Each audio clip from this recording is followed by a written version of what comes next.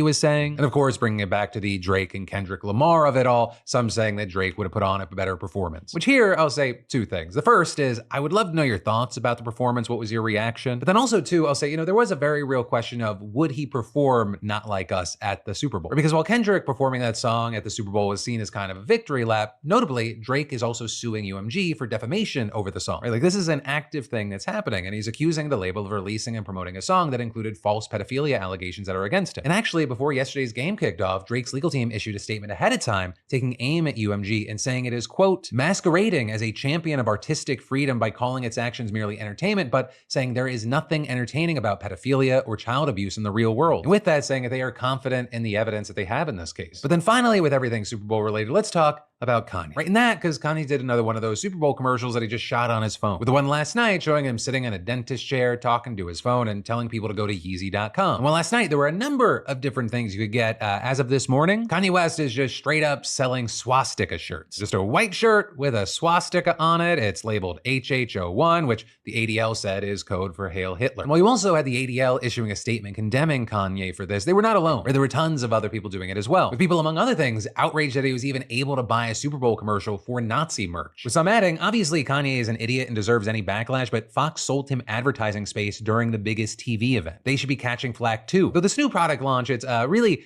not that surprising, because its release followed an hours-long anti-Semitic rampage on X where Kanye said he was a Nazi and that he loved Hitler, as well as saying, some of my best friends are Jewish and I don't trust any of them. I'm never apologizing for my Jewish comments, and I don't even know what the fuck anti-Semitic means. It's just some bullshit Jewish people made up to protect their bullshit. And all of this is Kanye has a history of anti-Semitic stuff. I mean, he talked about in the past going DEFCON 3 on Jewish people. But with West's latest bigoted attempt to get attention, you had people once again calling for his account to get shut down. With, for example, David Schwimmer writing in a post on Instagram, we can't stop a deranged bigot from spewing hate-filled, ignorant bile, but we can stop giving him a megaphone, Mr. Musk. And saying Kanye West has 32.7 million followers on your platform X. That's twice as many people than the number of Jews in existence. His sick hate speech results in real-life violence against Jews. And with that, we actually did end up seeing Musk chiming in, but not about the Nazi stuff. Instead, we saw him responding to a conservative podcaster calling for Kanye to be banned because he's posting literal porn on the timeline. Which, yes, by the way, was also another thing that he was doing at the time. And there, you had Musk saying that Kanye's account is now classified as not safe for work. But with that, as of this morning, the account just doesn't exist at all. Though there, you have most reports suggesting that Kanye deactivated it himself and that it doesn't currently appear to be Musk's doing. Or with it appearing that Kanye actually signed off by saying, I'm logging out of Twitter. I appreciate Elon for allowing me to vent. It has been very cathartic to use the world as a sounding board. But yeah, with all that said,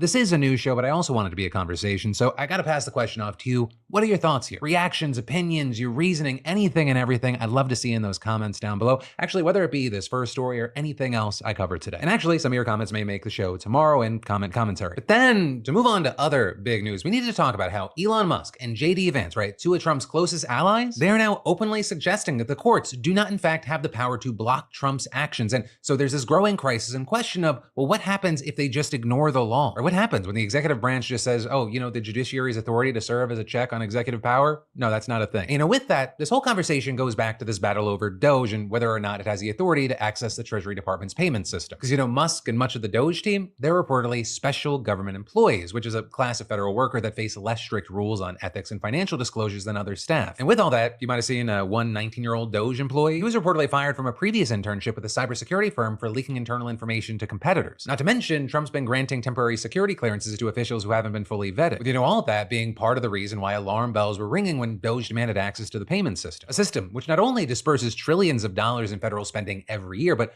also holds sensitive personal information about millions of Americans. And as you might remember, when Doge came knocking, David Liebrick, a lifelong civil servant then serving as the acting secretary of the department, he turned them away. But then, boom, he got placed on administrative leave, with the Senate then confirming Trump's pick as the new secretary and Liebrick resigning a few days later. And very quickly, we saw with Trump's guy in charge, Musk's team was given access to the payment system, which then led to 19 Democratic attorneys general suing the administration, alleging that giving access to Doge's special government employees violated federal law, with them also arguing that Doge's access to the Treasury records could interfere with funding already appropriated by Congress. And there, notably, Musk claimed that his team only had read-only access to the system and just planned to review payments as part of an audit process. But then, you had reporting by the Associated Press contradicting that claim, with sources there claiming Doge officials originally sought access in order to stop money from flowing to USAID. And then, with all that, this weekend you had a federal judge temporarily halting access to the payment system for all but a few, including civil servants who have passed background checks and need to access the system to keep it running, with the judge also ordering the destruction of any downloaded information from the payment system by anyone given access to it since January 20. And the judge there citing a risk of irreparable harm and adding, the risk that the new policy presents of the disclosure of sensitive and confidential information and the heightened risk that the systems in question will be more vulnerable than before to hack it. With us then seeing Musk in response calling the decision absolutely insane and claiming something super shady is going to protect scammers. But from there, the criticism has gone from expressing disappointment or disagreement with the judge's decision to questioning his authority and calling for him to be removed. Or with Trump, for example, saying no judge should frankly be allowed to make that kind of a decision. It's a disgrace. With then Musk sharing a reaction by conservative commentator Glenn Beck and adding a corrupt judge protecting corruption. He needs to be impeached now. With Musk also sharing another post suggesting that the Trump administration may have no other option but to defy the judge's ruling. And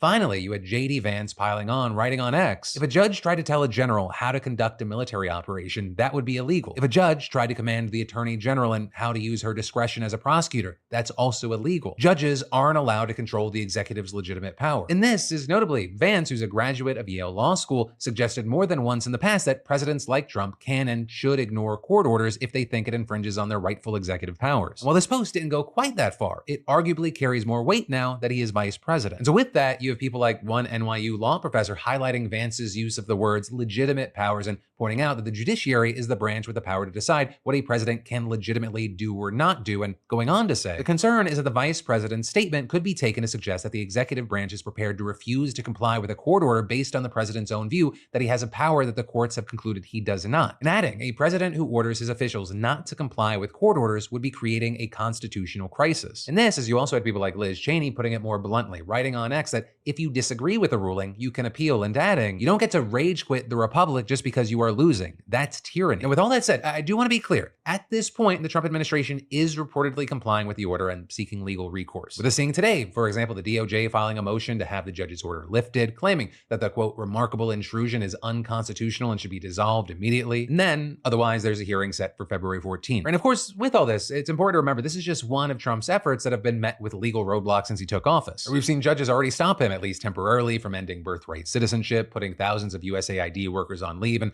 transferring transgender female inmates to male prisons. And this is today, a judge will be deciding on the fate of the buyout offer sent to almost all federal employees. And so right now, with Trump already proving his willingness to push the envelope of presidential authority, you have people wondering, where would he stop? And what would happen if he just ignored the authority altogether? But then, shifting gears, we should talk about Donald Trump's latest, probably least controversial, but still possibly illegal executive action. Because Trump has reportedly directed the Treasury Department to stop minting new pennies, right? America's 1-cent coin, with him writing on social media, for far too long, the United States has minted pennies, which literally cost us more than 2 cents. This is so wasteful. Let's rip the waste out of our great nation's budget, even if it's a penny at a time. And you know why? As someone who has a well-documented history of hating on and shitting on the US penny for the last 2 decades, I was happy to hear this, but also I was surprised. Right? This isn't really something that Trump talked about on his campaign, but notably, Elon Musk's Department of Government Efficiency raised the prospect in a post on X last month where he also highlighted the penny's cost. Right? And with all that, Trump, Musk, Doge, here, they're absolutely right that pennies now cost more than they're worth. Last year, for example, it cost 3.69 cents to produce and distribute a penny, according to the US Mint. Meaning, accounting for their face value, each penny made a loss of 2.69 cents. And with the Mint issuing over 3 billion pennies last year, total losses amounted to about $85 million. Right? Which is why this is not a new idea. Experts and government officials of all stripes, they have been calling for something to be done about the penny for years now. I mean, this is a bipartisan issue. Both the Democratic and Republican lawmakers of Congress, for example, they've introduced legislation to temporarily suspend the penny's production, eliminate it from circulation, or require the prices be rounded to the nearest 5 cents. And then, as far as the people, according to polling by Data for Progress, 58% of voters agree that the government should stop producing new pennies. Now, with all that said, it's not like there is not any opposition. Or you see those who support keeping the penny, claiming that getting rid of it would effectively impose a 1-cent sales tax on consumers since prices ending in 99 cents are so common. Supporters also arguing that the penny helps charities with fundraising. And then finally, another argument is that the elimination of the penny might increase the demand for nickels, which notably are actually even more expensive to produce. Right there, it turns out each 5-cent coin, it costs nearly 14 cents to make. But even with all that, proponents of eliminating the coin say that the cost savings are worth it, and they also point to potential benefits like speedier checkouts at cash registers. And all of this is, there have been a lot of real-world cases where low-value coins have been discontinued without major consequences. I mean, Australia, for example, they withdrew their 1- and 2-cent coins from circulation back in 1992. And then even earlier, countries like Sweden and New Zealand, they stopped minting their 1-cent coins, and more recently in 2012, Canada stopped minting their penny. With the most recent shift being last year, with the UK actually opting not to produce any new coins at all after officials decided that there were already enough in circulation. But then also, besides those examples from abroad, this wouldn't even be the first time the US eliminated its least valuable coin. Right, a long time ago, there used to be a half-cent coin that